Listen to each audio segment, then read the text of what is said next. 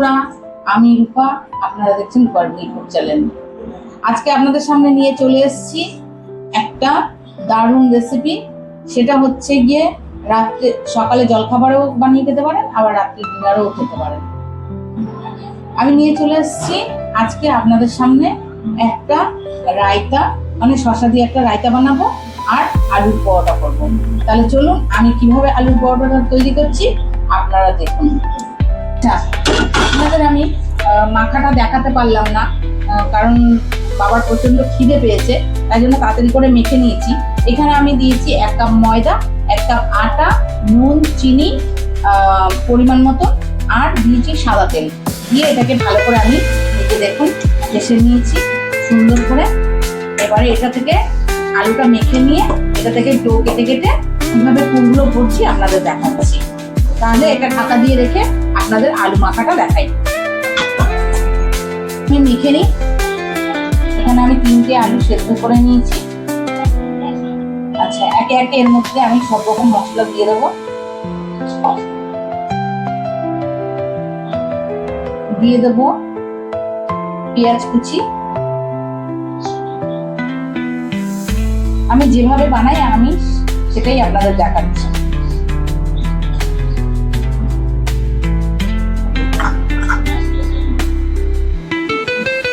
সবটাই দিয়ে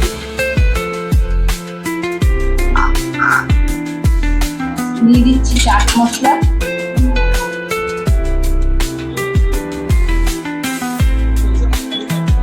ভালো স্বাদ আনবে ওই জন্য দিলাম। দিয়ে দিচ্ছি কাঁচা লঙ্কা কুচি, একটু ঝাল ঝাল হবে।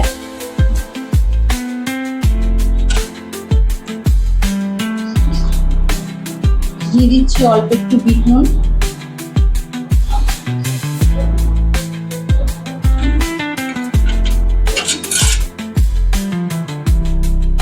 দিয়ে দিচ্ছি এমনি নুন,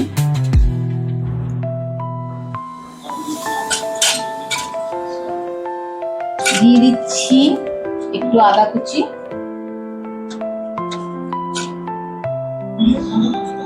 দিয়ে দিচ্ছি ধনে পাতা,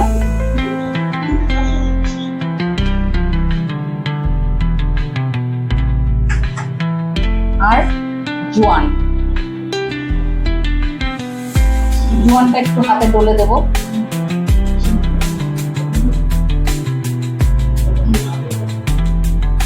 এইটুকু সবই লাগবে, দিয়ে দিলাম।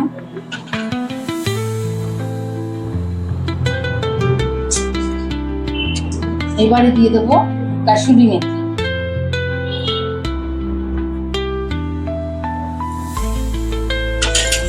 আপনাদের কাছে যদি কাসুরি মেথি থাকে তাহলে দেবেন, আর যদি না থাকে ধনে পাতা দিলেও হবে।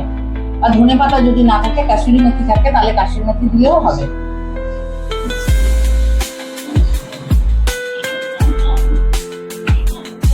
দিয়ে দিচ্ছি একটু লাল লঙ্কার গুঁড়ো।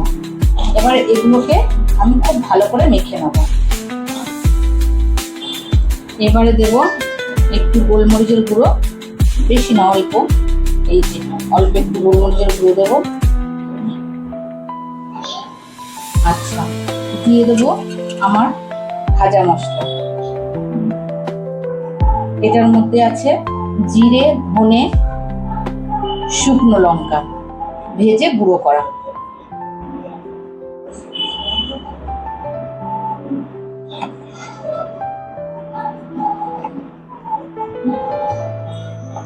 এবার এটা দিয়ে ভালো করে মেখে নেব। আলুটা আমি খুব ভালো করে মেখে নিয়েছি।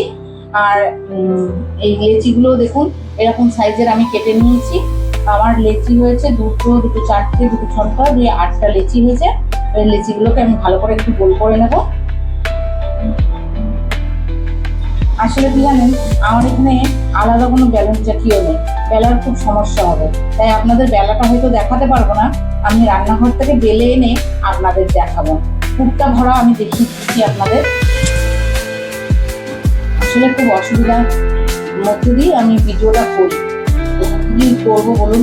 যেভাবে পারি আপনাদেরকে দেখানোর চেষ্টা করি, আপনাদেরকে খুশি করার চেষ্টা করি। আপনারা যদি খুশি হন আমার ভিডিওটা দেখে তাহলে আমার খুব ভালো লাগে, আমি খুব আনন্দ পাবো।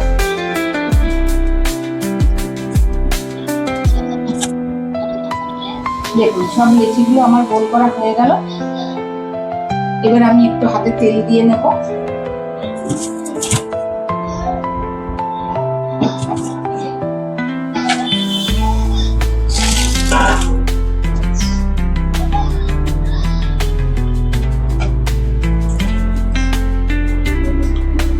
এবারে আমি এগুলোকে ঠিক এইভাবে খোল তৈরি করে নেব। আলুর পরোটা একটু মোটা মোটা হলেই ভালো লাগে খেতে, পাতলা হলে ভালো লাগে না। এই যে দেখুন এভাবে আমি খোল তৈরি করে নিয়েছি। এবারে এই চামচের সাহায্যে আমি এর মধ্যে পুর দিয়ে দেবো। যতটা আপনি দিতে পারবেন মোটামুটি ততটা দেবেন, আর বেশি দিলে বেরিয়ে চলে আসবে। এই যে দেখুন আমি এইভাবে দিয়েছি। এবারে এইভাবে ঠিক আপনাদের মুখটাকে মারতে হবে।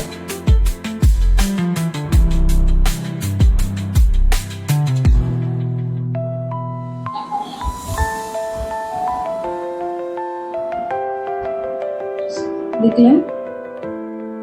এবারে আস্তে হাতে রেখে গোল করে দিতে হবে।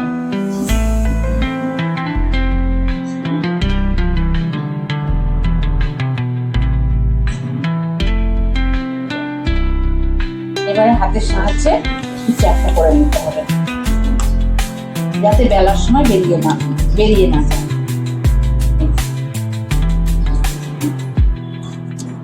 আবারও একটা আমি নিয়ে নিলাম।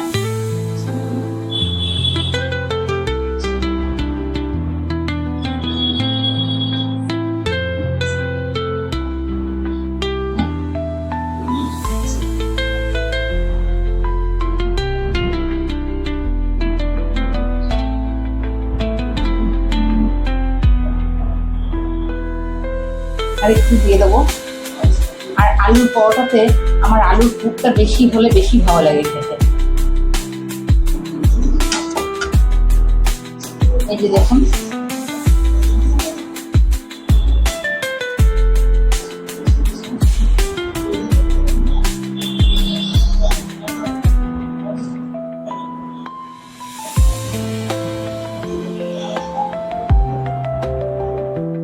তাহলে চলুন এইভাবে সবগুলোর পুর ভরে নিয়ে আর বেলে নিয়ে একেবারে আপনাদের দেখাচ্ছি।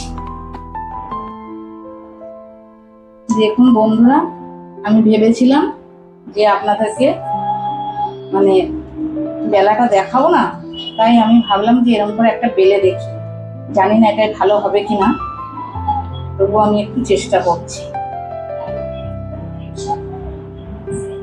আমি তেল দিয়ে বেলছি, আপনারা চাইলে ময়দা দিয়েও বেলতে পারেন। আপনাদের যেটাতে সুবিধা হবে আপনারা সেটাই করবেন। আর আলতো হালতো হাতে আপনাদেরকে বেলতে হবে। আমার এই বেলাটা আপনাদের কেমন লাগলো অবশ্যই জানাবেন। এইভাবে কেউ কোনোদিন বেলেছেন জানি না। আমি আজকে আপনাদেরকে এইভাবে, যেহেতু মনটা খারাপ লাগছিল যে বেলাটা দেখাবো না, তাই জন্যে ভাবলাম যে এখানে বসে এভাবেই আপনাদের বেলাটা দেখাই। বেশি বড় করব না, কারণ যেহেতু বেলার জায়গাটা ঠিকঠাক নেই, তাই আমি বেশি বড় করলাম না। এই যে দেখুন কত সুন্দর আমি বেলে নিয়েছি। আপনাদের যদি এরকম পজিশন না থাকে এভাবে আপনারা বেলতে পারেন, খুব মজাও লাগবে আর ভালোও লাগবে।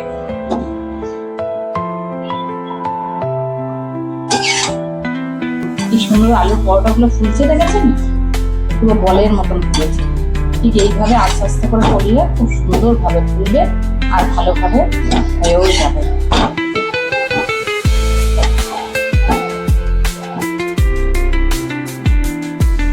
এই যে দেখুন আমার আলুর পরোটাগুলো সব ভাজা হয়ে গেছে।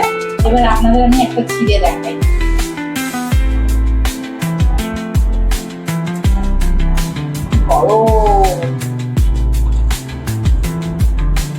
এই যে পুরো ভেতরটাই একদম ফুলে পড়ছে, দেখতে পাচ্ছেন? আর একদম পুরো ফুলকো মতন হচ্ছে। আপনারা ঠিক এভাবেই বানাবেন, তাহলে খেতে খুব ভালো লাগবে। তাহলে চলুন এবারে আমি রায়তাটা করে নিই। আচ্ছা, রায়তা শসা দিয়ে রায়তা বানাচ্ছি।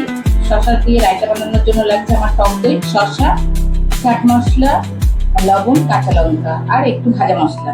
আমি এখানে পেঁয়াজ বা ধনেপাতা কোনো কিছুই দিচ্ছি না, তার কারণ হচ্ছে গিয়ে আমি ভালোবাসি না, সেই জন্য আমি দিচ্ছি না। আমার একটু শসা দিয়ে ভালো রায়তা হলেই ভালো লাগে খেতে। তাহলে চলুন রায়তাটা তৈরি করি।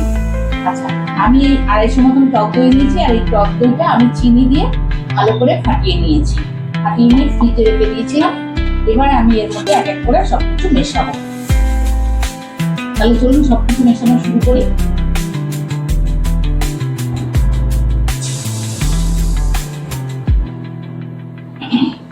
দিয়ে দিচ্ছি শসা, ঠিক এভাবে কেটে নিয়েছিলাম।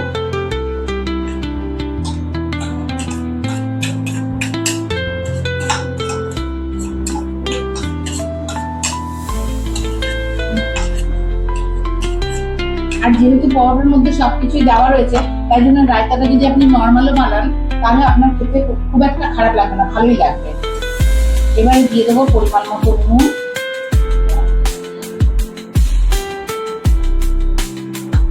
এবারে দিয়ে দেবো একটু চাট মশলা, দিয়ে দেবো একটু কাঁচা লঙ্কা কুচি, আর দিয়ে দেবো একটু ভাজা গুঁড়ো মশলা আছে ওটা দিয়ে দেবো।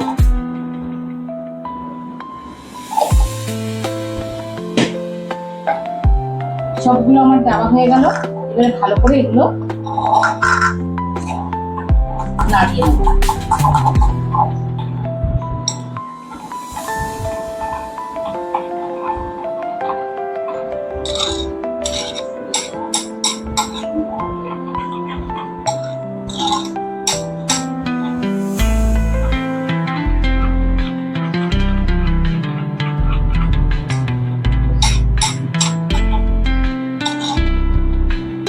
আর এটা যাতে দেখতে ভালো লাগে তার জন্য একটু দিয়ে দেবো লাল লঙ্কার গুঁড়ো।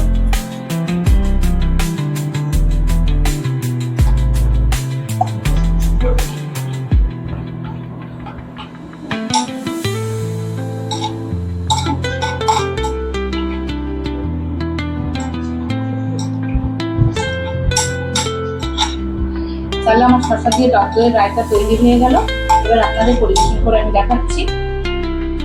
আমার আলুর পরোটা আর শসা দিয়ে রায়তা তৈরি হয়ে গেল।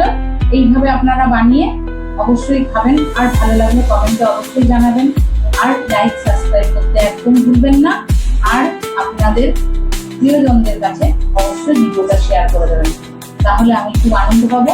আর এবং সব থেকে বেশি যেটা আপনাদের কাছে আমার প্রয়োজন সেটা হচ্ছে আপনাদের সবার ভালোবাসা এবং বড়দের আশীর্বাদ। আপনারা এভাবে যদি আমার পাশে থাকেন তাহলে আমি আগামী দিনের জন্য বারবার বলছি আমি এগিয়ে যেতে পারবো, আর নিত্য নতুন ভিডিও আপনাদের সামনে আনতে পারবো। তাহলে আজকের মতন এই পর্যন্তই। ভালো থাকবেন, সুস্থ থাকবেন, দেখা হবে পরের ভিডিওতে।